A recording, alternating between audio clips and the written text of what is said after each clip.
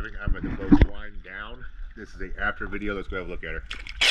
Oh, it is April 3rd, 2023.